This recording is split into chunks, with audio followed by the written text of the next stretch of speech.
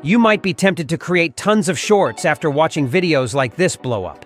But before you go posting hundreds of shorts, you need to know the negative side effects about YouTube Shorts.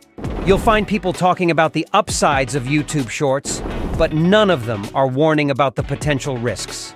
You have to be wary of the things that I'll share with you today, or your channel might face a brick wall. How do I know this? Your boy right here has had first-hand experience. One of my channels almost got ruined by following this short trend. I want to be clear though, I am not saying that YouTube Shorts are a bad thing. When used correctly, they can be very profitable. Correctly being the key point. So when used incorrectly, they can sabotage your channel's growth. Last year, I created this channel to help you all grow financially.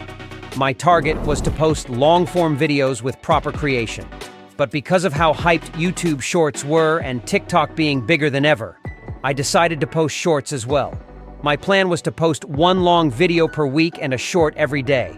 I thought it'd be an easy goldmine to gain audience, but boy was I wrong. My first long-form video did how every other first video in a channel does. But my shorts gained a lot of attraction. But rather than getting swayed by this, I knew that long-form videos will generate much more ad revenue, so I focused on that and got a big break. At the time, I made quite some money from that video, and I was highly motivated. But meanwhile, one of my shorts reached 1 million views, and knowing that the shorts monetization threshold was much easier to achieve than long-form, I decided to invest most of my time into it. I thought, once I got monetized, I could flip the channel to make it based on long-form content. I researched everything that could make a short go viral and implemented it all into my shorts. And honestly, they were doing pretty good, so I started dreaming of living a rich life, like many YouTubers. But that's where everything took a wrong turn. Once I got approved for monetization, I started refocusing on long videos. No matter what I tried, I couldn't get more than a few thousand views. I decided to get to the back seat and take a look at the bigger picture. My thumbnails and title were perfectly fine, as my click-through rate was quite high. My scripts were written by a professional writer, and my editing and music effects were better than any other channel in my niche. That was when I discovered the flaw in perfectness. The average view duration on my videos were terrible, and I mean it. Like I said, my hooks were top tier and I was doing high-quality content. But the issue didn't have anything to do with content. The problem was my audience. The subscribers that I had gained through YouTube Shorts would only watch a few seconds before clicking off.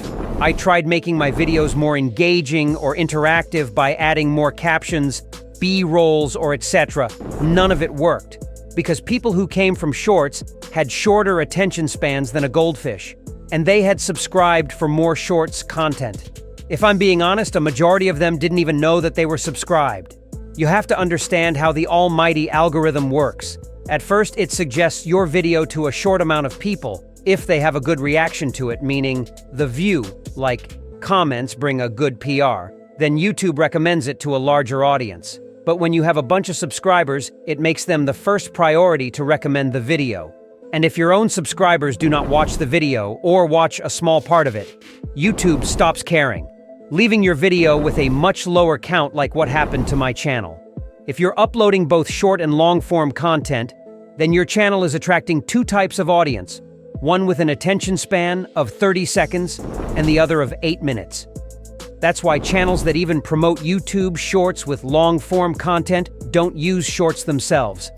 They're fully aware of this phenomenon.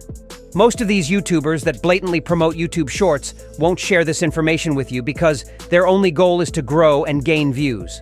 So that's why I decided to make this video, to make you aware of the potential risk that shorts bring. I have faced the consequences firsthand, so take my advice. And again, I'm not saying that shorts are a bad thing. Just create separate channels for long and short videos so that one doesn't hamper the other. I have gained quite a lot by posting only shorts on my other channel. And if you want to do such, follow me for more such tips. Keep in mind that both the types are good by themselves. Creators like this and this specialize in short-form content and make lots of money, while creators like this and this post only long-form content and are one of biggest YouTubers out there. Just keep in mind to not mix things up.